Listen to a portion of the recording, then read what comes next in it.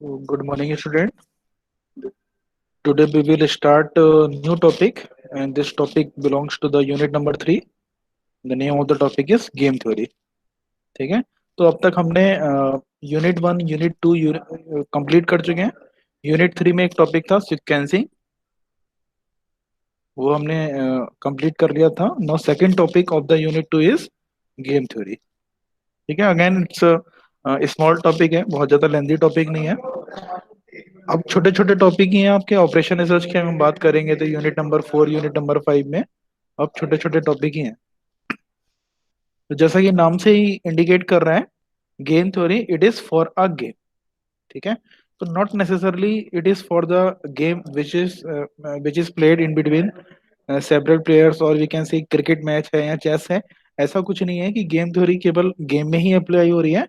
It is also applicable for two organization. तो कहने का मतलब ये है कि सपोज कोई दो ऑर्गेनाइजेशन है, सपोज पेप्सी है और कोका कोला है. ठीक है, they also try to capture the market. ठीक है, ये अपना ज्यादा ज्यादा प्रॉफिट गेन करने की कोशिश करेंगे, और अगर एक ने अगर अपना ज्यादा प्रॉफिट अगर गेन किया तो दूसरे का थोड़ा बहुत नुकसान होना है. ठीक है, तो this also apply to the wide variety of situation. तो let's start. Introduction. Game theory is a mathematical theory that deals with the general feature of the competitive situation. तो जहाँ दो प्लेयर्स के बीच में या दो ऑर्गेनाइजेशन के बीच में कोई भी कंपटीशन हो रहा है कि भैया सेलिंग ज्यादा करनी है, प्रॉफिट ज्यादा कमाना है, या कोई अगर चेस का गेम है या क्रिकेट का गेम है, अगर उसमें ज्यादा रन बनाने हैं, ज्यादा विकेट लेने हैं, इस तरह की कम्पिटिटिव सिचुएशन है, तो we can apply this theory. This theory is helpful when two और more individuals or organizations with conflicting objectives try to make decision. In this situation, decision made by one party or individual affect the decision made by other parties. ठीक है, तो कहने का मतलब ये है कि कोई भी दो ऑर्गेनाइजेशन है, वो अपना प्रॉफिट गेन करने के लिए या सेल्स मैक्सिमाइज करने के लिए, या दो प्लेयर है वो जीतने के लिए या हारने के लिए जो भी डिसीजन ले रहे हैं, that can be discuss or that can be optimize by this game theory. मतलब कहने का मतलब ये है कि यहाँ भी हम उसी वर्ड पे स्टिक रहेंगे, ऑप्टिमाइज. चाहे यूनिट 1 है, यूनिट 1 में भी हमने देखा था कि कैसे हम प्रॉफिट को ऑप्टिमाइज कर रहे थे. एलपीपी में देखा था हमने, सिंप्लेक्स में भी वही देखा था, मोदी मेथड में भी वही देखा था कि ट्रांसपोर्टेशन कॉस्ट को कितना विद इन अवेलेबल रिसोर्सेज कैसे हम मिनिमम कर रहे हैं. असाइनमेंट में भी हम मिनिमम खर्चा देख रहे थे कि कंपनी का कितना खर्चा हो रहा है. तो यहाँ भी हमें ऑप्टिमाइज करना है कि we can suggest to some organization or player कि हाउ यू शुड प्ले. मतलब हमें ये बताना है कि इस तरीके से अगर प्ले करोगे, इस तरीके से आप अपनी स्ट्रेटेजीज इम्प्लीमेंट करोगे तो आपको फायदा होगा. इट्स नॉट नेसेसरली कि वो प्लेयर हमारी बात माने. ठीक है, अभी डिस्कस करेंगे कि थोड़ी see this topic is very easy. मतलब इसकी जो थ्योरी है वो थोड़ी सी घूमी हुई है. ठीक है, बार बार स्टूडेंट कंफ्यूज होते हैं कि गेम, अगर गेम की बात हो रही है तो गेम होना चाहिए. तो ऐसा नहीं है कि गेम से मतलब क्रिकेट का ही मैच है या बास्केटबॉल का मैच है, वॉलीबॉल का मैच है. This is applicable in wide variety of situation. ठीक है, this theory applicable to a wide variety of situation such as two player struggling to win a chess, candidate fighting election. तो election में भी आप देखते हो strategy अपनाते हैं. जो दो लोग अगर इलेक्शन में खड़े हो रहे हैं तो वोट बैंक के लिए अलग अलग स्ट्रेटेजी रहती है. भाई कोई डेवलपमेंट पे लड़ता है, कोई अपना जातिवाद पे लड़ता है, कोई अलग अलग मुद्दों पे लड़ता है. तो वो स्ट्रेटेजीज होती हैं. दोनों जो प्लेयर्स होते हैं इलेक्शंस के या कैंडिडेट्स होते हैं. तो we can apply this theory to enemies planning to war tactics. जैसे कोई दो कंट्रीज में अगर वॉर की सिचुएशन है तो वो देखेगा भाई कहाँ पर अटैक करना चाहिए, उसके पास क्या कितने जो है अवेलेबल है, उसके पास कितनी तोपें हैं, कितनी मिसाइल्स हैं, हमारे पास हमारी एयरफोर्स में कितनी क्या हमारे पास फैसिलिटी है. तो बहुत सारी सिचुएशन इस पर डिपेंड करेगी. Firm struggling to maintain their market share. ठीक है, जो मैंने बताया अभी, कोई भी दो ऑर्गेनाइजेशन है अपना ज्यादा ज्यादा मार्केट कैप्चर करना चाहेंगी. Negotiation between the organization and union etcetera. ठीक है, game theory is a tool used by the player to understand strategy of the competitive player. ठीक है, तो दूसरे प्लेयर की क्या स्ट्रेटजीज हैं, इसका भी हम अच्छे से अंदाजा लगा लेते हैं और उसके बाद डिसीजन लेते हैं। Used by business organization to defeat their competitor, तो जैसे मैंने एग्जांपल बताया कि दूसरे कंपटीटर को नुकसान पहुंचाने, मतलब दूसरे कंपटीटर को नुकसान नहीं पहुंचाना है, बेसिकली हमें अपना फायदा देखना है।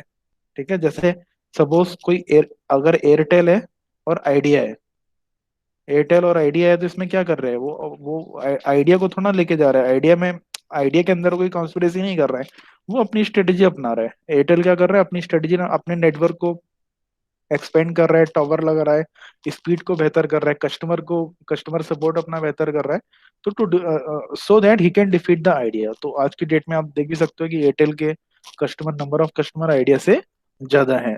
For example Pepsi and Coca Cola launching the new product, तो अगर सपोज पेप्सी ने अगर नया प्रोडक्ट लॉन्च कर दिया, तो ऑब्वियस सी बात है कि consumer will attract more towards that new product.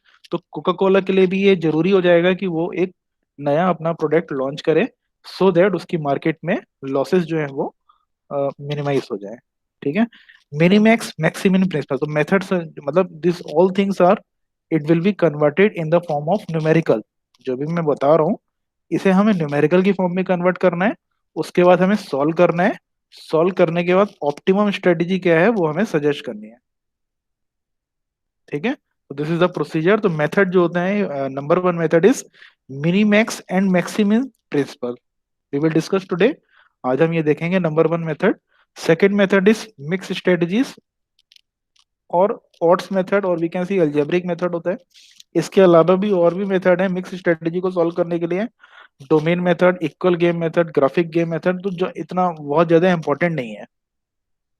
ठीक है, ये एग्जाम में हार्डली पूछा जाता है, मतलब मेनली अगर आप अपने एग्जाम पॉइंट ऑफ व्यू से बात करो तो pure strategy and mix strategy, तो इसके क्वेश्चन आते हैं, प्योर स्ट्रेटजी के क्वेश्चन आते हैं और मिक्स स्ट्रेटजी के क्वेश्चन आते हैं एग्जाम में। ठीक है भाई, क्लियर है, समझ में आ रहा है? Yes sir. क्लियर, ठीक है। तो history of the game theory, Von Neumann is the father of the game theory, उसने बताया, उसने मिनीमैक्स और मैक्सिमिन की प्रिंसिपल दिया, वो मतलब प्योर स्ट्रेटजी को सॉल्व करने के लिए मिनीमैक्स मैक्सिमिन का प्रिंसिपल दिया। As per this theory competitor will try to minimise his maximum loss. जैसे मैंने आइडिया का एग्जांपल लिया, तो आइडिया क्या करेगा, जब उसे पता चल गया एयरटेल तो बूम कर रहा है तो मेरा नुकसान हो रहा है, तो वो अपने नुकसान को कम से कम करने की कोशिश करेगा। ठीक है, और मैक्सिमाइज हिज मिनिमम गेन, मतलब ये एक थ्योरी दी उसने ताकि ऑप्टिमम स्ट्रेटेजी को चूज किया जा सके। That we will discuss in the numerical, इसको मैं बाद में आऊंगा इस स्लाइड पे। अगर कुछ कंफ्यूजन हुआ तो इस थ्योरी से कोई भी प्लेयर है अपने प्रॉफिट को मैक्सिमाइज करेगा, ऑब्वियस सी बात है, और लॉसेस को मिनिमाइज करेगा। बस ये कंसेप्ट याद रखो, प्रॉफिट को मैक्सिमाइज करेगा और लॉसेस को मिनिमाइज करेगा। दिस थ्योरी, जो कि मैंने हाईलाइट कर रखा है, इसको ध्यान से पढ़ो, this theory does not describe how a game should be played. ठीक है, जैसे फॉर एग्जाम्पल कोई कोच है, कोई अगर हॉकी का कोच है या कुश्ती का कोच है, वो आपको बता देगा प्लेयर को कि तुम्हें ऐसे ऐसे खेलना चाहिए, सामने वाले की ये स्ट्रेटेजी हो सकती है, इस सामने वाले की ये स्ट्रेंथ है, तुम्हारी ये स्ट्रेंथ है, तो तुम्हें इस तरीके से खेलना है। ठीक है, ये बता सकता है। It should he he can not, he does not describe how a game should be played. अब गेम कैसे खेलना है, it describe only the procedure and principal by which the play should be selected. Strategy क्या होनी चाहिए hockey player की या किसी क्रिकेटर में बॉलर और बैट्समैन की स्ट्रेटेजी क्या होनी चाहिए, इसको सजेस्ट तो कर सकता है, कैसे खेलना है ये तो बता सकता है, लेकिन एक्चुअल फील्ड में क्या हो रहा है भाई, एक्चुअल फील्ड में तो उसकी मर्जी है, एक्चुअल फील्ड में तो भाई बैट्समैन की मर्जी है, भाई उस स्पिनर पे उसका मन कर रहा है उसका छक्का मारने का, वो मार देगा छक्का, भले ही उसको स्पिनर पे दिक्कत हो रही है, लेकिन वो स्ट्रेटेजी अपनी ऑन द स्पॉट बना रहा है, उससे हमें मतलब नहीं है। हम गेम स्टार्ट होने से पहले हम उसे बता सकते हैं भाई ये स्ट्रेटेजी है, these are the optimum strategy, you will get some advantage. बाकी एक्चुअल में बैटल फील्ड पे वो क्या कर रहा है, वो उससे हमें कोई लेना देना नहीं है, ये हमें नहीं बता रहा है the game, how the game should be played. ठीक है, तो 1928 में न्यूमैन ने थ्योरी दी। उसके बाद जो थ्योरी थी 1944 में मॉर्गेस्टन ने एक पब्लिक पेपर पब्लिश किया, theory of games and economic behaviour, मतलब इसने और ज्यादा एक्सटेंड किया गेम थ्योरी की और ज्यादा वैल्यू बढ़ गई। ठीक है, उसने पेपर में पब्लिश किया और इकोनॉमिक फिजिबिलिटी को भी बताया, उसके इकोनॉमिक बिहेवियर, मतलब हम इकोनॉमिक इकोनॉमिकली कैसे हम बेनिफिट ले सकते हैं, ये इसने बताया। So again I am repeating this, this theory is capable of analysing very simple situation only. There has remained a wide gap between what the theory can handle and most actual situation in the business and industry। तो ऐसा नहीं है कि भैया game theory लगा दी और game जीत गए। तो पहली बात तो इस बात का कंफ्यूजन तुम लोग को नहीं होना चाहिए। This chapter is again very easy, मैं वही बात रिपीट करूंगा। क्वेश्चन हम न्यूमेरिकल देखेंगे आज, वो भी बहुत आसान है। लेकिन इस मतलब इसका ये मतलब नहीं है भी गेम थ्योरी लगाया और गेम जीत गया। ऐसा हम लोग को कोई भी मिसकंसेप्शन दिमाग में नहीं होना चाहिए। तो limitation of this theories is we can analyze only very simple situation, बहुत ज्यादा कॉम्प्लिकेटेड सिचुएशन में गेम थ्योरी हम नहीं लगा पाएंगे। ठीक है, there are some important definition जो कि आपकी 100% पूछी जाती हैं। There are some definition in this chapter जो दो दो नंबर में आपके एकेटीव एग्जाम में पूछी जाती है। Number one is what is game. तो इसको बहुत ज्यादा मैं एक्सप्लेन नहीं करूंगा, ये सेल्फ एक्सप्लेनेटरी है, आप एक बार पढ़ते चले जाओगे समझ में आ जाएगा। It is an activity between the two और more person involve in action by each of them according to a set of rule with which result in some gain. अच्छा, एक का गेन होगा तो दूसरे का लॉस होगा, तो एक पॉजिटिव हो गया और एक नेगेटिव हो गया। अगर कोई भी ना किसी को प्रॉफिट हो रहा है ना लॉस हो गया तो वो जीरो हो जाएगा। For each if a game the actions are determined by skill it is called a game of strategy. अगर कोई गेम है जिसमें भाई बॉलर की कोई स्ट्रेंथ है या बैट्समैन की कोई स्ट्रेंथ है तो वो अपनी स्ट्रेटेजी से गेम खेलेगा। लेकिन कुछ इस तरीके की गेम है जैसे हेड एंड, अगर कोई सट्टा है या हेड एंड टेल। ठीक है, अगर कोई गेम हो रहा है जिसमें केवल हेड और टेल करना है और उसके हिसाब से भी पैसे कमाने हैं तो वो गेम ऑफ चांस हो जाएगा, वो आपके हाथ में नहीं है। सट्टे अगर मतलब जो सट्टा लगाते हैं जो वो उनके हाथ में नहीं है भाई, वो तो सट्टा खेल रहे हैं। गेम ऑफ चांस है। गेम ऑफ स्किल मतलब आप डिसाइड कर रहे हो कि यू हैव दिस स्किल, जैसे कोई चेस का गेम है आपको मालूम है स्किल्स के अकॉर्डिंग ही खेलना है, अपना माइंड गेम खेलना है, तो वो गेम ऑफ स्ट्रेटेजी हो गया। तो फर्दर द गेम में भी फाइनाइट और इनफाइनाइट, तो इतना इंपॉर्टेंट नहीं है ये। फाइनाइट मतलब ये हो गया कि फाइनाइट नंबर ऑफ मूव्स हैं उसके पास। जैसे कोई गेम है उसमें लिमिटेशन है, उसकी लिमिटेशन है कि भाई 45 मिनट में गेम खत्म हो जाएगा, तो उसके पास फाइनाइट नंबर ऑफ मूव्स हैं, मतलब लिमिटेशन है, फाइनाइट चॉइसेस हैं। इनफाइनाइट क्या हो गया, जैसे पेप्सी और कोको कोला का मैंने एग्जांपल लिया, उनके पास भाई बोलो लड़ते ही रहेंगे, साल 2 साल 3 साल लड़ते रहेंगे आपस में, एक दूसरे का मार्केट कैप्चर करते रहेंगे। एयरटेल और आइडिया आपस में, अब तो कह सकते हो एयरटेल और जियो आपस में जो है फाइट करते रहेंगे, वो उनके पास इनफाइनाइट नंबर ऑफ मूव्स हैं। तो ये हो गया गेम के बारे में। ये जहां भी समझ में ना आए वो इंटरप्ट कर देना। और ठीक है भाई, जहाँ कोई समस्या है, कोई थ्योरी में प्रॉब्लम आ रही है तो इंटरप्ट कर देना। Second one is player. तो अंडरस्टूड है प्लेयर क्या होगा। प्ले क्या होगा, जब आप कोई भी स्ट्रेटेजी अगर प्लेयर प्लेयर लगा रहा है तो एक इसका मतलब गेम स्टार्ट हो गया। This is very important term strategy. What is strategy, it is the pre determined rule by which a player decide his course of action from his list of course of action during the game। ठीक है, तो strategy का मतलब यही हो गया। जैसे भाई स्ट्रेटेजी का मतलब क्या हुआ, आप लोग को क्या लग रहा है स्ट्रेटेजी का मतलब क्या हुआ, थोड़ा बहुत बताओ इतना डिस्कशन करने के बाद। कोई एग्जांपल बताओ मुझे, स्ट्रेटेजी क्या हो सकती है। कोई प्लेयर है उसकी स्ट्रेटेजी क्या हो सकती है,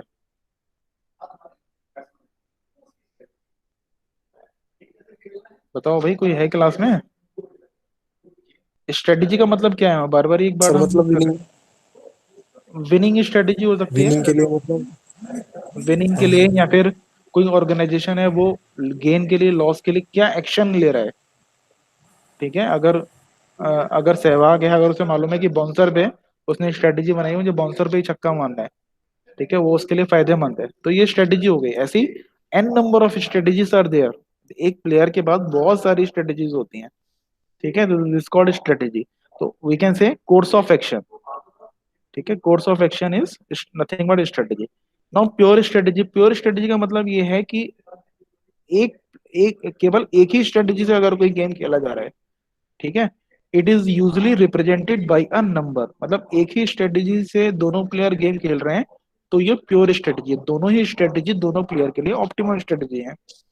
मिक्स स्ट्रेटेजी का मतलब है if a player is playing the game more then one strategy, एक से ज्यादा स्ट्रेटेजी के साथ अगर खेल रहा है, तो एक से ज्यादा जब स्ट्रेटेजी के साथ खेलेगा तो he will see the probability.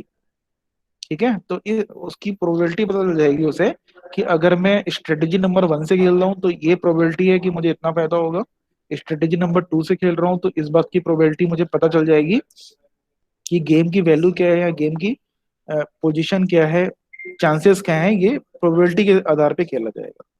So this is called mixed strategy. It's a selection among the pure strategy with some fixed probability. The advantage of the mixed strategy after the pattern of the game has become evident is the opponent are kept guessing as to which course of action will be adopted to a player. तो अगर कोई player अगर एक से ज्यादा strategy के साथ खेलेगा तो सामने वाले प्लेयर को गैस करना पड़ेगा ना कि ये अपनी स्ट्रेटेजी चेंज कर रहा है, तो ही विल केप्ट ऑन गेसिंग, और पहला प्लेयर दूसरे की स्ट्रेटेजी गैस करेगा और दूसरा प्लेयर पहले प्लेयर की स्ट्रेटेजी गैस। अच्छा, ये जो बात हम कर रहे हैं केवल 2 प्लेयर्स के लिए ही कर रहे हैं, ठीक है, हम केवल 2 प्लेयर के लिए कर रहे हैं। If in a game more than 2 players are involve then it is not in our syllabus, ये हमारे सिलेबस में नहीं है।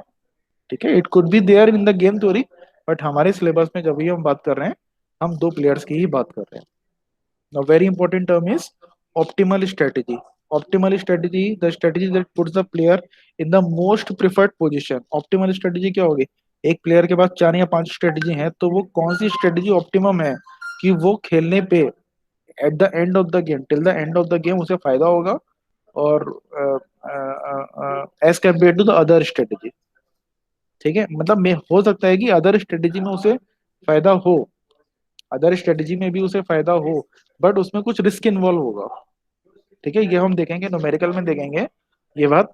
बट मोस्ट प्रिफर्ड स्ट्रेटेजी जो होगी वो ऑप्टिमल स्ट्रेटेजी होगी, जिससे अगर वो गेम खेलेगा through out the game he will get the benefit. Zero sum game, again very important term है ये सब, ये जो टर्म होती हैं ये आती हैं एग्जाम में। If a game in which the sum of the player to all the player after play of the game is zero, तो जीरो सम गेम का मतलब ये होता है कि अगर 2 प्लेयर हैं, अगर एक प्लेयर का 2 रुपए का घाटा हो रहा है तो दूसरे प्लेयर का 2 रुपए का नुकसान होगा। अगर इसका 2 रुपए का नुकसान हो रहा है तो दूसरे प्लेयर का 2 रुपए का गेन हो जाएगा। तो एक का घाटा, एक का लॉस, दूसरे का गेन, एक का प्रॉफिट दूसरे का लॉस, जब ये सिचुएशन होती है then it is called zero sum game. तो सम जो है वो जीरो हो जाएगा, 2 - 2 इज इक्वल टू जीरो। ठीक है, for example 2 candidate fighting in election where in the gain of the votes by one is the loss of the vote of other. हम assume कर लेते हैं कि कोई इलेक्शन हो रहा है जिसमें केवल 2 ही कैंडिडेट खड़े हैं। ठीक है, तो ऑब्वियस सी बात है for a number of population, अगर कोई कैंडिडेट ए को ज्यादा वोट दे रहा है, मतलब कोई एक नंबर, कोई पर्टिकुलर एरिया ए को ज्यादा वोट दे रहा है, तो बी को उतने ही वोट का नुकसान हो रहा है। अगर इसे 100 वोट ज्यादा मिल रहे हैं ए को, तो बी को 100 वोट कम मिल रहे हैं। तो this is called zero sum game. ठीक है, अगर 3 कैंडिडेट खड़े हो जाएंगे तब ये जीरो सम गेम नहीं हो पाएगा। 2% जीरो सम गेम, 2% जीरो सम वही हो गया 2%, जो मैंने that example is also valid for this situation. 2% zero sum game if the it is a game involving 2 player in which gain of one player equal to the loss of the other. It is also called rectangular game or matrix game because the payoff matrix is rectangular in form if there are n player. ठीक है, 2 player zero sum game मैंने explain कर दिया। अगर n player है, if more than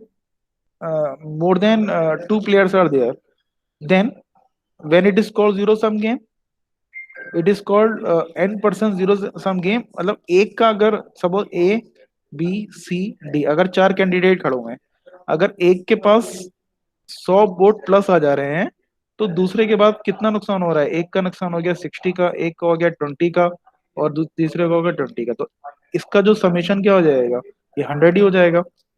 ठीक है, तो अगर एक से दो से ज्यादा अगर कैंडिडेट खड़े हुए हैं, 2 से ज्यादा अगर गेम प्लेयर में है, then it is called zero n percent zero sum game. अगर एक का जो लॉस है वो बाकी सबका गेन है, in this situation it is called n% zero sum game. तो इसका कोई बहुत ज्यादा सिग्निफिकेंस हमारे न्यूमेरिकल में नहीं है n% जीरो सम गेम, क्योंकि हमारे जो न्यूमेरिकल है हम जितने भी न्यूमेरिकल करेंगे वो 2% जीरो सम गेम के ही करेंगे, ठीक है। n% जीरो से गेम का कोई भी न्यूमेरिकल हम नहीं करेंगे, but this can be asked in theory, ये आपसे एग्जाम में कभी कभी थ्योरी में पूछा जाता है, but our numerical will 100% we will stick to the 2% zero sum game, ठीक है। तो in this only 2 players are involve, each player has a finite number of strategy, each specific strategy result in a pay off. अच्छा, पे of क्या होता है अभी discuss करेंगे हम। टोटल पे of a 2 player eight the end of the play is 0। तो next is non zero sum game, तो ये हमारे सिलेबस में नहीं है, नॉन जीरो सम गेम हमें पढ़ना नहीं है, तो इसको मैं स्किप कर देता हूँ, ये कभी पूछा भी नहीं जाएगा।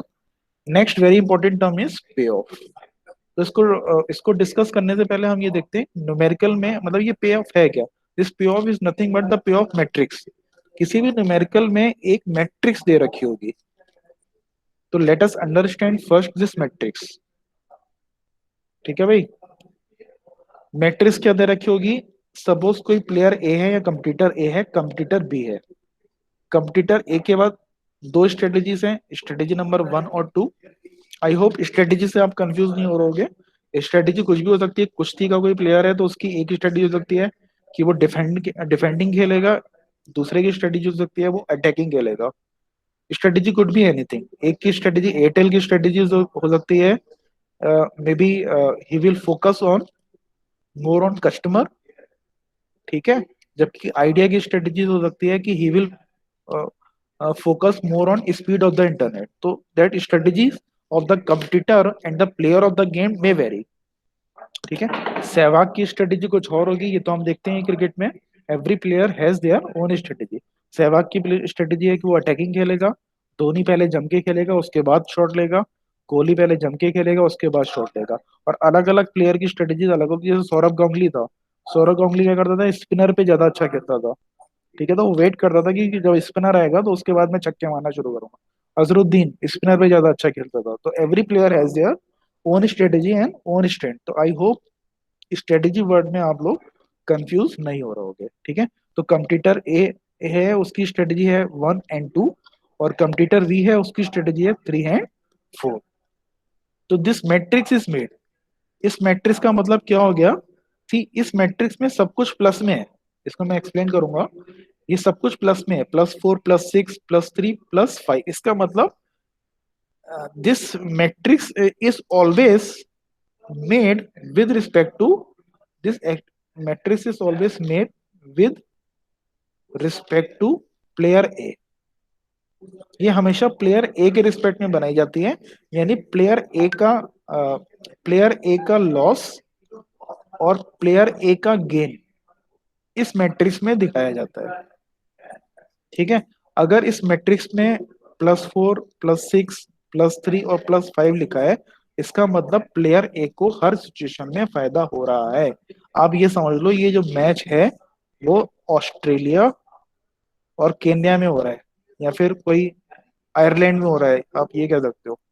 ये जो मैच है एक बहुत अच्छी टीम और बहुत बेकार टीम के बीच में हो रहा है, इसीलिए सारे के सारे जो आपको दिखाई दे रहे हैं ये प्लस में है, यानी हर सिचुएशन में हर स्ट्रेटजी में केवल प्लेयर ए को ही फायदा हो रहा है।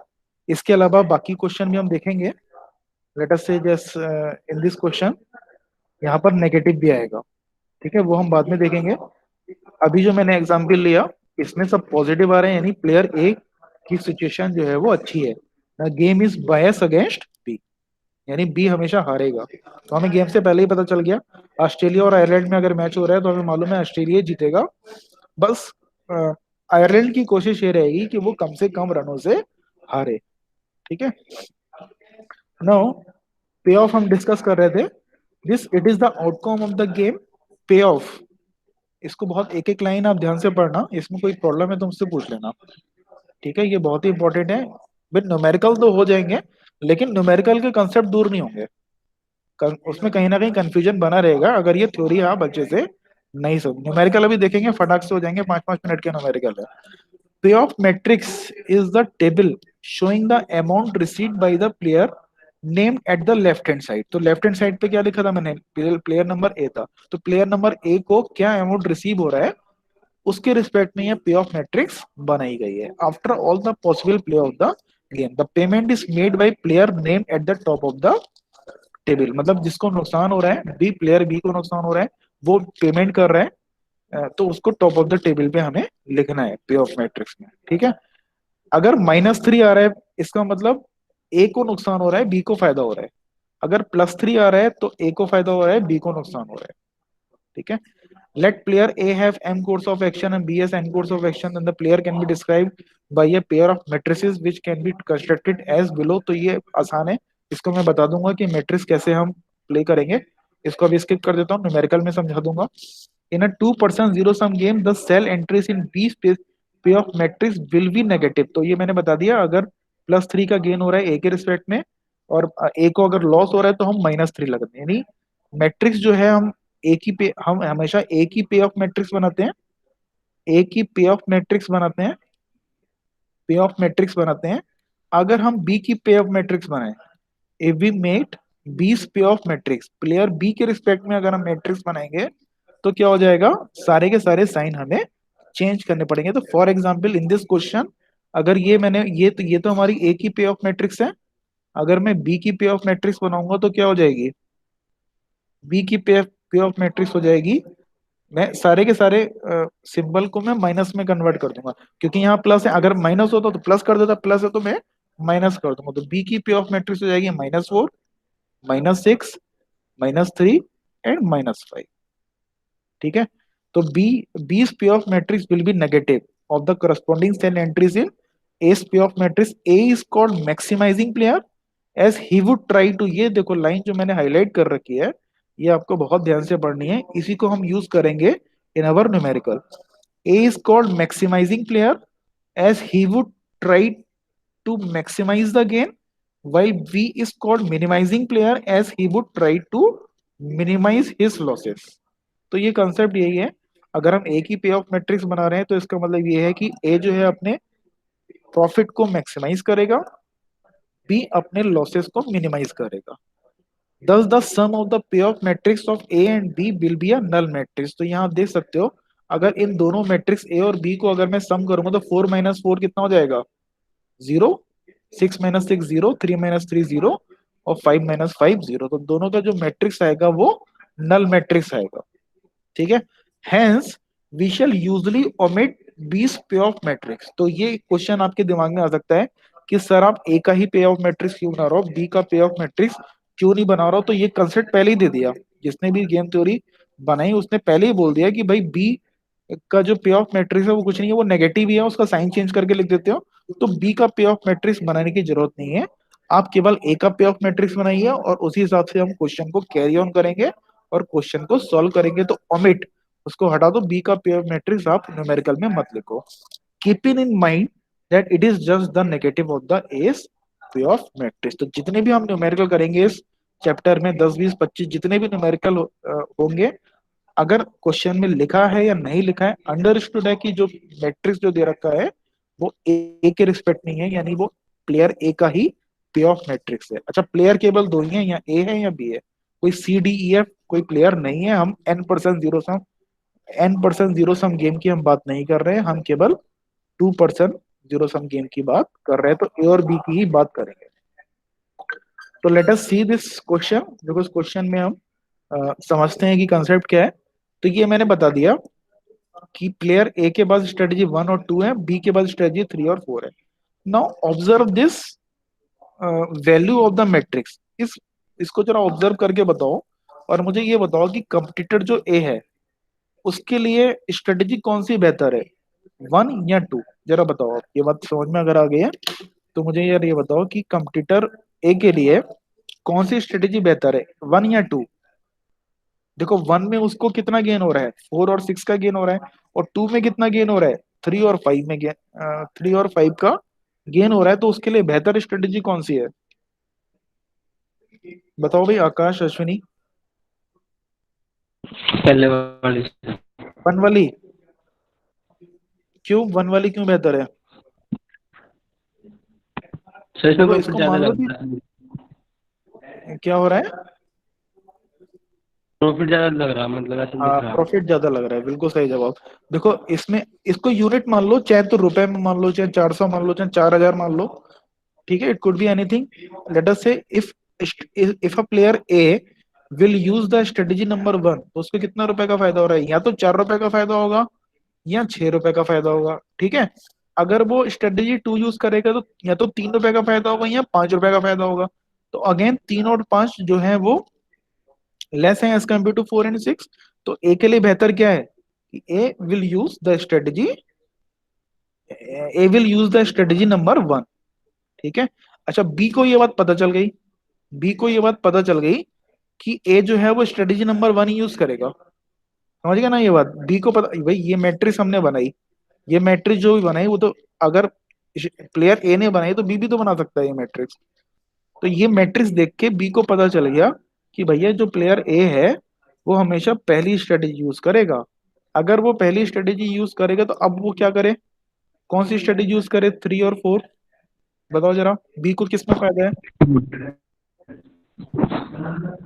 बी को किस में फोर फायदा है? वाली 4 वाली में फायदा फोर है. वाली में कैसे? देखो 4 वाली, अगर ए ने ये वाली स्ट्रेटेजी यूज कर ली 1, तो बी अगर 4 स्ट्रेटेजी यूज करेगा तो 6 रुपए का नुकसान हो जाएगा ना उसका. उसका 6 रुपए का नुकसान होगा ना. अगर वो स्ट्रेटेजी नंबर 3 यूज करेगा तो उसका 4 रुपए का नुकसान होगा. ये प्लस का सिंबल क्या है? आई बात समझ में? हाँ जी सर. ठीक है, अगर strategy player a strategy 1 use करेगा तो या तो उसे 4 रुपए का फायदा होगा या 6 रुपए का फायदा होगा. अब प्लेयर बी को ये बात पता चल गई कि भैया ये तो देखो, ये मैट्रिक्स देख के कि मैट्रिक्स में सब कुछ प्लस है, तो प्लेयर बी को वैसे ही पता चल गया गेम तो मुझे हारना ही है. अगर कोई प्लेयर है, अगर ऑस्ट्रेलिया और आयरलैंड का मैच हो रहा है, आयरलैंड को पता चल गया कि मुझे मैच हारना है, तो अपनी इज्जत बचाने के लिए वो क्या करेगा? वो कम से कम रनों से हारने की कोशिश करेगा. वो कोशिश करेगा तो हार का जो अंतर है वो ऐसा ना हो कि पता चला 300-400 रन से हार जाए, वो हिस्ट्री क्रिएट हो जाए. ऐसा नहीं चाहेगा वो चाहेगा कि अपने हार के अंतर को कम करे. ठीक है. तो इसका क्या अंतर है यहाँ? अगर वो स्ट्रेटेजी 4 यूज करेगा तो उसे 6 रुपए का नुकसान होगा. प्लस प्लस प्लस शो कर रहा है. Plus is showing gain of A and loss of B. ठीक है, प्लस सिंबल ये शो कर रहा है. अगर माइनस सिंबल है तो वो क्या शो करेगा? ये इसका उल्टा हो जाएगा. तो वो हम देखेंगे अगले न्यूमेरिकल में. तो अभी इसका मतलब फिर बी को क्या यूज करनी चाहिए स्ट्रेटेजी? तो we should use the strategy number 4. तो ए को स्ट्रेटेजी 1 यूज करनी है और बी को स्ट्रेटेजी 3 यूज करनी है. क्योंकि 4 अगर यूज करेगा तो 6 रुपए का फायदा होगा. तो दोनों का कॉमन पॉइंट क्या हो जाएगा? +4. यानी वैल्यू ऑफ द गेम कितना हो गया? +4. एक ऑप्टिमम स्ट्रेटेजी आ गई कि गेम के लिए हमने सजेस्ट कर दिया कि ए को स्ट्रेटेजी 1 यूज करनी है और बी को स्ट्रेटेजी नंबर 3 यूज करनी है. This is the optimum strategy for both the player. हमें नहीं पता ये एक्चुअल मैदान में जाके क्या करेंगे, एक्चुअल बैटल फील्ड में जाके क्या करेंगे, इंडिया पाकिस्तान एक्चुअल में लड़ेंगे तो क्या करेंगे हमें नहीं पता. लेकिन हमने ये सजेस्ट कर दिया उनसे, हमने बोल दिया भैया एक काम करो, तुम्हारी ये स्ट्रेटेजी है तुम ये यूज करो, तुम्हारी वो स्ट्रेटेजी तुम्हें वो यूज करना है. ठीक है, तो वैल्यू ऑफ द गेम 4 हो जाएगा. इसका मतलब 4 रुपए का नुकसान हो रहा है बी को और 4 रुपए का फायदा हो रहा है ए को. ठीक है, तो इसको देखो टेक्निकली, ये तो मैंने थ्योरेटिकली समझा दिया आपको. अगर हम भाई मेथड चलेंगे, या ये मान के चलो जिसने आज का लेक्चर अगर स्किप भी कर दिया है तो वो ये कैसा निकालेगा? वो उसे कंसेप्ट तो समझ में आएगा नहीं. उसके लिए कंसेप्ट हमें देना पड़ेगा, एक मैथमेटिकल मेथड बताना पड़ेगा. That method, just a minute.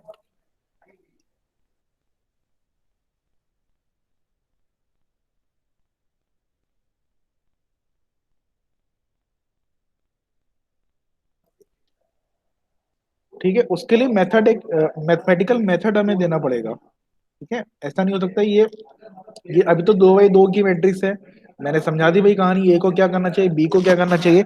जब ये मैट्रिक्स बहुत बड़ी हो जाएगी, अगर 6x6 की हो जाएगी या 8x8 की हो जाएगी, बहुत बड़ी मैट्रिक्स हो जाएगी, तो ये बात समझाना मुश्किल है. तो उसके लिए एक मैथमेटिकल मेथड है. मेथड क्या है?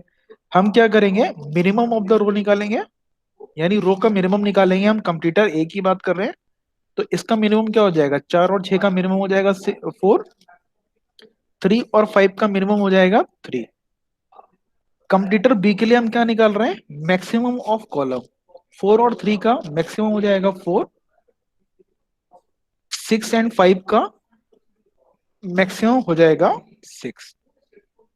ठीक है, मैक्सिमम का मिनिमम, मैक्सिमम का मिनिमम, और यहाँ मिनिमम का मैक्सिमम, मिनिमम का मैक्सिमम निकालते, तो मिनिमम का मैक्सिमम कितना हो जाएगा 4, और यहाँ मैक्सिमम का मिनिमम कितना हो जाएगा 4, यानी ये हमारा कॉमन 4 आ गया। तो this is called value of the game. अगर आपको याद होगा तो मैंने स्टार्टिंग में हिस्ट्री में ही बताया था, फिर से बता देता थोड़ा सा हूँ, मैंने हमने दोबारा बता देता हूँ, हमने हिस्ट्री में ही बताया था मिनिमैक्स प्रिंसिपल एंड मैक्सिमिन, तो वही है। ठीक है, इसको मैं दोबारा बता देता हूँ, अब यही करना है, 15 मिनट तक हमें यही करना है। अब जो थ्योरी इंपॉर्टेंट थी वो खत्म हो गई। देखो, अकॉर्डिंग टू दिस प्रिंसिपल, रो में देखो आप, मिनिमम ऑफ रो 4 और 6 में मिनिमम कितना है 4, 3 और 5 में मिनिमम कितना है 3। अब यहाँ पर मैंने क्या लिखा है, मैक्सिमम ऑफ कॉलम, तो 4 और 3 में मैक्सिमम कितना है 4, 6 और 5 में मैक्सिमम कितना है 6। ठीक है, पहला स्टेप हो गया, अपने मिनिमम ऑफ रो निकाल दिया, मैक्सिमम ऑफ कॉलम निकाल दिया। सेकंड स्टेप क्या हो गया, सेकंड स्टेप में आप you will decide minimum of max और मैक्सिमम, मिनिमम का हम निकाल देंगे मैक्सिमम, यानी ये जो मिनिमम आया, ये हमने मिनिमम निकाला, इसका मैक्सिमम कितना होगा 4, और 3 का मैक्सिमम कितना होगा 4, और मिनिमम का मैक्सिमम, सॉरी मैक्सिमम का मिनिमम, मैक्सिमम का मिनिमम, तो मैक्सिमम वैल्यू निकाली थी हमने 4 और 6, इसके मिनिमम वैल्यू कितनी हो गई 4, तो यहाँ पर भी 4 आ गया, यहाँ पर भी आ गया, तो वैल्यू ऑफ द गेम हो गई 4। यानी ये ऑप्टिमल स्ट्रेटेजी अगर यूज करेंगे तो प्लेयर बी को 4 रुपए का नुकसान होगा और प्लेयर ए को 4 रुपए का फायदा होगा। ठीक है, इसको अभी यहीं तक रहने दो, अभी आगे जो क्वेश्चन हम करेंगे वो और ज्यादा समझ में आ जाएगा। ठीक है, थोड़ा बहुत समझ में आ गया ना, इसको भी और यस करेंगे, सर। क्वेश्चन समझ में आ जाएगा। ठीक है, मुझे आगे बढ़ने दो अभी, इसको भी आगे करेंगे, अच्छे समझ में आ जाएगा। तो ये सब मैंने आपको एक्सप्लेन कर दिया कि बी को ये पता चल गया कि भैया वो गेम हारने वाला है, तो उसने क्या किया, उसने ऐसी स्ट्रेटेजी चूज करी जिससे उसे कम से कम मिनिमम हो। Now before solving the numerical, let us first understand where we can apply the game theory. देखो, in a certain situation player A has 3 possible choices L, M and N, while player B has the 2 possible choices P and Q. Payments are to be made according to the choices. तो इसकी हम matrix बनानी है। इस question में matrix नहीं दे रखी है, किसी किसी क्वेश्चन में मैट्रिक्स गिवन नहीं होगी। ठीक है, तो हमें इसकी मैट्रिक्स बनानी है। यहाँ पर मैंने लिख दिया प्लेयर बी को हमेशा ऊपर लिखना है और प्लेयर ए को हमेशा लेफ्ट में लिखना है। तो प्लेयर ए के बाद कितनी स्ट्रेटेजी है, एल, एम और एन, 3 स्ट्रेटेजी का नाम हमने रख दिया L, M and M. Player B के बाद कितनी स्ट्रेटेजी है, पी और क्यू। ठीक है, अब गेम जैसे फॉर एग्जांपल गेम चालू हो गया। ठीक है, गेम जब चालू हो गया तो जब player A L strategy use कर रहा है और player B P strategy use कर रहा है, तो ए पेस बी 3 रुपीज, तो ए को कितना रुपए देना पड़ रहा है, ए को बी को 3 रुपए देना पड़ रहा है, यानी ए का 3 रुपए का नुकसान हो जा रहा है। तो मैं क्या लिखूं यहाँ पर, इस सेल पे मैं क्या लिखूं, सेल नंबर एल पी जो लोकेशन है सेल की, इसमें मैं क्या लिखूं, +3 लिखूं या -3 लिखूं, बताओ। इस पे मैं क्या लिखूं, +3 लिखूं, इस सेल लोकेशन, मुझे मैट्रिक्स बतानी, क्वेश्चन में डाटा गिवन है, क्वेश्चन को मैं सॉल्व तो बाद में करूंगा, मुझे पहले क्वेश्चन में जो डाटा गिवन है उससे मुझे पे ऑफ मैट्रिक्स बनानी है। मुझे क्या बनानी है, पहले पे ऑफ मैट्रिक्स बनानी है। सर माइनस लिखेंगे। -3। ठीक है, वेरी गुड। नाउ जब player A L strategy use कर रहा है और बी जो है वो क्यू यूज कर रहा है, तो बी ए को कितना दे रहा है, 3 रुपए, तो यहां पर मैं क्या लिखूं, +3 -3। यहाँ किसका फायदा हो रहा है, मैं किसका पे ऑफ मैट्रिक्स किसका बना रहा हूँ, ए पे ऑफ मैट्रिक्स, ए के रिस्पेक्ट में ही बात कर रहा हूँ, प्रॉफिट और लॉस मैं हमेशा ए के रिस्पेक्ट में बात कर रहा हूँ। ए को अगर प्रॉफिट हो रहा है तो मैं प्लस में लिख दूंगा, ए को अगर नुकसान हो रहा है तो मैं माइनस में लिख दूंगा। तो इस केस में यहाँ पर क्या आएगा बताओ, बी पेस ए ₹3, बी ए को 3 रुपए दे रहा है, तो क्या आएगा यहाँ, बताओ भाई, बताओ आकाश अश्विन, क्या आएगा, सर प्लस आना चाहिए। प्लस आना चाहिए। ठीक है, क्योंकि ए को फायदा हो रहा है। अब आगे का बताओ, एम और पी, अगर player A M strategy use करेगा और प्लेयर भी M strategy P strategy use करेगा, तो ए को देना पड़ रहा है, पी को कितना देना पड़ रहा है, 2 रुपए। तो ए का नुकसान हो रहा है, ए का नुकसान हो रहा है, तो मैं ये माइनस में कन्वर्ट करूंगा। ठीक है, इसी तरीके से नेक्स्ट बताओ क्या लिखूं मैं, इस सेल में क्या लिखूं, एम और क्यू +4। Plus four 4। ठीक फोर है, यहाँ क्या लिखूं, यहाँ भी देखो बी का ही नुकसान हो रहा है, बी का नुकसान हो रहा है, तो मैं प्लस में लिखूंगा, ए को फायदा हो रहा है, 2 2 एंड 3। ठीक है, अब देखो इसका मेथड क्या है, देखो हम सर हाँ, सर हम बी के रेस्पेक्ट में लेते हैं। हम बी के रिस्पेक्ट में क्यों नहीं लेते हैं? नहीं, अगर लेते तो रेस्पेक्ट में तो सारे माइनस रहते हैं, प्लस रहते हैं, जब अगर माइनस हम थे। देखो, हमने यहाँ पर क्या बनाई, ए की पे ऑफ मैट्रिक्स बनाई, अगर हम बी की पे ऑफ मैट्रिक्स बनाते, अगर हम बी की पे ऑफ मैट्रिक्स बनाते, तो इसके जो साइन है वो रिवर्स हो जाते हैं। ठीक है, इसके साइन क्या हो जाते हैं, ये इस तरीके से हो जाते हैं, इस मैट्रिक्स के जो साइन है वो यहाँ पर +3 हो जाता, यहाँ पर 3 हो जाता, यहाँ +2 हो जाता, यहाँ -4 हो जाता। ठीक है, यहाँ सॉरी, यहाँ माइनस हो जाता, यहाँ -2 हो जाता, और यहाँ -3 हो जाता, कोई अंतर नहीं है। बी की पे ऑफ मैट्रिक्स भी बना सकते हो आप, लेकिन अभी मैंने आपको, जब मैं थ्योरी आपको बता रहा था, तो मैंने यही पॉइंट बताया था कि बी की मैट्रिक्स को हम ओमिट कर देते हैं, हम बनाते ही नहीं है। हम हमेशा ए की पे ऑफ मैट्रिक्स में ही बात करते हैं, keeping in mind that it is just the negative of the A's pay off matrix, and the sum of pay off matrix of A and B is a null matrix. सही बात समझे? यानी B का matrix हम नहीं बनाते हैं, वो जस्ट एक रिवर्स हो जाता है, नेगेटिव हो जाता है। ए के मैट्रिक्स में हम -1 से मल्टीप्लाई कर दो सारे के सारे सेल में, तो वो बी का पे ऑफ मैट्रिक्स बन जाता है। इन दोनों को प्लस कर दोगे, इन दोनों को अगर ए के पे ऑफ मैट्रिक्स को और बी के पे ऑफ मैट्रिक्स, इन दोनों को अगर प्लस कर दोगे, तो यू विल गेट 0। तो हम हमेशा ए के रिस्पेक्ट में ही बनाते हैं, कोई भी न्यूमेरिकल में अगर नहीं भी दे रखा है तो वो अंडरस्टूड है कि ये ए का ही पे ऑफ मैट्रिक्स गिवन है।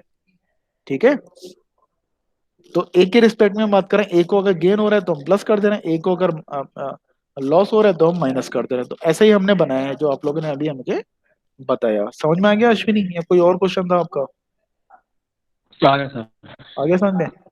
ठीक है, अब यस देखो सर। इसको सॉल्व हम कैसे करेंगे, इसको हम सॉल्व आगे करना है। तो सॉल्व करने के लिए हमें मेथड लगाना है मिनी मैक्स, मिनी मैक्स और मैक्सिमिन प्रिंसिपल। तो we will solve this by mini max and maximin principle. तो ये क्या है, देखो मिनी मैक्स मैक्सिमम प्रिंसिपल में मैंने क्या किया, मैंने क्या निकाला, रो मिनिमा। ठीक है, रो मिनिमा निकाला, और यहाँ पर कॉलम मैक्सिमा निकाला। ठीक है, रो मिनिमम और कॉलम मैक्सिमा निकाला। बताओ जरा मुझे क्या होगा, रो मिनिमम क्या होगा, -3, और 3 में मिनिमम -2 -3, और 2। -2, और 4 में -2 हो जाएगा। 2 एंड 3 में मिनिमा क्या हो जाएगा, 2 हो तो जाएगा। ठीक है, -3 -2, 2 में मैक्सिमम वैल्यू क्या होगी, 2 2, और 4 लिख दो। और ये हो जाएगी 4। ठीक है, तो मुझे यहाँ क्या करना है, यहाँ पर मैंने मिनिमा निकाला है, तो as per this mini max और मैक्सिमिन प्रिंसिपल, मुझे वैल्यू निकालनी है इसकी मैक्सिमिन, मैक्सी, नहीं सर, मिन मैक्स निकालना सर ना इसका। ना ना, सुनो तो पूरी बात सुनो। हमने इसका मिनिमम निकाला, अब मिनिमम का मैक्सिमम निकालना है, ऐसे समझो आप। हमने अभी इसकी मिनिमम वैल्यू निकाली ना, हम जब रो की बात कर रहे हैं, तो रो रो की बात हम कौन से प्लेयर के लिए कर रहे हैं, ए के लिए कर रहे हैं, बी के लिए कर रहे हैं? रो रो हमने किसके लिए लिखी है, ए के लिए। और जब हम एक कॉलम की बात कर रहे हैं तो हम बी की बात कर रहे हैं। जब हम कॉलम में मैक्सिमिन और मिनी मैक्स लगा रहे हैं, तो हम बी की बात कर रहे हैं। और जब हम रो की बात कर रहे हैं, जब हम रो में कुछ ऑपरेशन कर रहे हैं, तो हम प्लेयर नंबर ए की बात कर रहे हैं। तो ए की जब बात कर रहे हैं, तो मिनिमम मिनिमम को मैक्सिमाइज कर रहे हैं, यानी अपने जो मिनिमम गेन को है उसको मैक्सिमाइज करने की कोशिश कर रहा है प्लेयर नंबर ए। ये देखो, एक तरीका तो है इसका कि आप बहुत ज्यादा डेप्थ में ना जाओ और आराम से कर लो। दूसरी बात, अगर ज्यादा डेप्थ में जाओगे तो डेप्थ में भी समझ में आ जाएगा। ठीक है, मैं दोनों तरीके से समझा दूँ। पहला लेक्चर है मैं दोनों तरीके से समझा देता हूँ, बाकी के लेक्चर में हमारा फोकस जो है वो मोर एंड मोर न्यूमेरिकल में ज्यादा रहेगा। तो इसको देखो मैं फिर से रिपीट कर रहा हूँ, बात देखो ध्यान से सुनो आप। अभी हमने क्या निकाला, मिनिमम निकाला, यहाँ रो मिनिमम निकाला -3 -2 और 2, हमने निकाला अभी मिनिमम। तो मिनिमम को जब मैक्सिमाइज करेंगे, मिनिमम में से मैक्सिमम यानी -3 -2 और 2 में से मैक्सिमम वैल्यू क्या है, 2, यानी ये वैल्यू होगी हमारी मैक्सिमम, ये वैल्यू हमारी क्या कहलाएगी, maximum for the row. Column में हमें क्या करना है, मिनी मैक्स निकालना है, कॉलम में हमें क्या करना है, मिनी मैक्स निकालना है। तो मैक्सिमम वैल्यू तो हमने निकाल ली, 2 and 4 are the maximum value for each of the column P and Q. अब इसका मिनिमम बताओ क्या होगा, 2 और 4 का मिनिमम क्या होगा, 2 और 4 का मिनिमम होगा 2। तो ये जो 2 है वो कहलाएगा हमारा मिनी मैक्स, ये जो 2 है वो हमारा कहलाएगा मिनी मैक्स, और ये वाला जो 2 कहलाएगा हमारा मैक्सिमम। तो यहाँ पर mini max is equal to maximum. तो ये जो क्वेश्चन है यहाँ पर हमारा मिनी मैक्स और मैक्सिमम जो है वो बराबर आ गया। It mean this question is belongs to the pure strategy. ठीक है, ये क्वेश्चन हमारा प्योर स्ट्रेटेजी का है, यानी ए और बी के पास एक ही स्ट्रेटेजी ऐसी है, ए हमेशा एन को यूज करे, इसका आंसर क्या हो गया, ये इस क्वेश्चन का आंसर हो गया, ए हमेशा एन को यूज करे और बी हमेशा पी को यूज करे, तो दोनों को फायदा होगा। तो ये प्योर स्ट्रेटेजी का क्वेश्चन हो गया। ठीक है, यहाँ एक से ज्यादा स्ट्रेटेजी को हम सजेस्ट नहीं कर रहे हैं। ठीक है, तो ये तो हो गया मैथमेटिकल वे। अब देखो अगर आप इस बात को समझना चाहोगे, इसको कैसे समझोगे, इस बात को अगर समझना चाहोगे तो ऐसे समझो। आप अगेन इसको ऑब्जर्व करो, इसको मैं हटा देता हूँ, इसको मैं दूसरे तरीके से बताता हूँ। देखो क्वेश्चन का आंसर आ गया, ये हमने मैट्रिक्स बनाई। अब मुझे ये बताओ, प्लेयर नंबर ए जो है वो कौन सी स्ट्रेटेजी उसके लिए अच्छी है, एल एम और एन, जरा देख के बताओ। एन पहली वाली वाली अच्छी है, क्यों भाई, पहली वाली में सर। अगर बी ने अगर क्या पी स्ट्रेटेजी यूज करी तो ₹3 का नुकसान हो जाएगा भी उसे। नाम है सर, एन वाली। हाँ, उसके लिए एन वाली स्ट्रेटेजी अच्छी है, प्लेयर ए के लिए एन स्ट्रेटेजी की। अगर वो एल यूज करेगा और प्लेयर बी ने पी यूज करी तो ₹3 का नुकसान हो जाएगा। ऐसे ही अगर वो एम वाली स्ट्रेटेजी यूज करेगा तो ₹2 का नुकसान होने के चांस है। But on a safer side if he use player number A, if he use any strategy, तो डेफिनेटली या तो ₹2 का फायदा होगा या ₹3 का फायदा होगा। तो प्लेयर ए के लिए कौन सी स्ट्रेटेजी अच्छी है, that he will use strategy number n. ठीक है, अब प्लेयर बी के लिए कौन सी स्ट्रेटेजी अच्छी है, उसको पता चल गया कि भाई ए जो है वो एन स्ट्रेटेजी यूज करेगा, तो उसके लिए कौन सी स्ट्रेटेजी अच्छी है, पी या क्यू। प्लेयर बी को पता चल गया कि प्लेयर ए जो है वो पी मैक्सिमम, उसके लिए पी अच्छी है, पी वाली। क्योंकि अगर पी यूज करेगा तो ₹2 का नुकसान होगा, है ना, और अगर क्यू यूज करेगा तो उसे ₹3 का नुकसान होगा। तो हमारा आंसर क्या आ रहा था, हमारा आंसर जो दो। मैक्सिमिन और मिनीमैक्स से जो आ रहा था, मैक्सिमिन और मिनीमैक्स प्रिंसिपल से यही आ रहा था। मिनीमैक्स प्रिंसिपल से आंसर तो हमारा 2 ही आ रहा था, वैसे हम एक्सप्लेन करेंगे तो भी 2 आ रहा है, लेकिन ये एक्सप्लेन करना पॉसिबल नहीं है, ये हर बारी के लिए पॉसिबल नहीं है भी। अगर 5x5 की मैट्रिक्स है तो कहाँ तक देखते रहेंगे।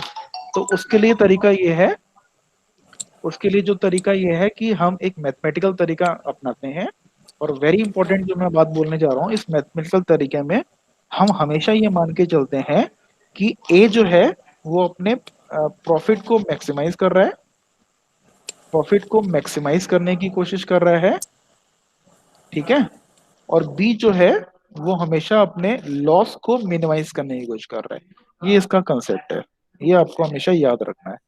ए जो है हमेशा प्रॉफिट को मैक्सिमाइज करने की कोशिश कर रहा है और बी अपने लॉसेस को मिनिमाइज करने की कोशिश कर रहा है। 1 मिनट जरा होल्ड करना।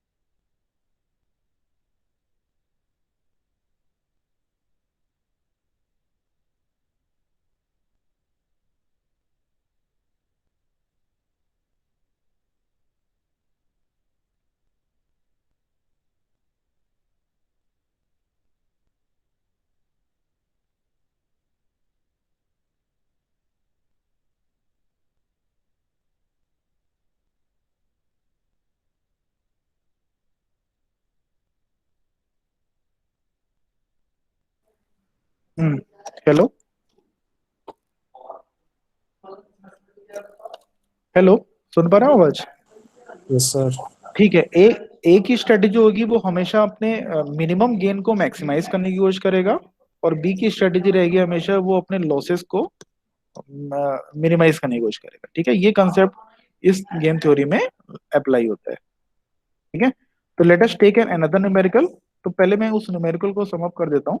तो this type of, let us say this, जो हमने अभी क्वेश्चन हमने किया, that was belongs to the pure strategy.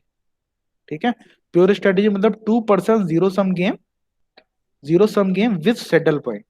तो सेटल पॉइंट क्या होता है ये मैं बता देता हूँ आपको क्या होता है। तो ये जो अपने जो हमारा पॉइंट आया 4, अभी जो आंसर आया हमारा 4, that is nothing but settle point. Answer जो है मैक्सिमिन और मिनी मैक्स की वैल्यू बराबर हो गई, तो इसका मतलब गेम में सेटल पॉइंट आ गया।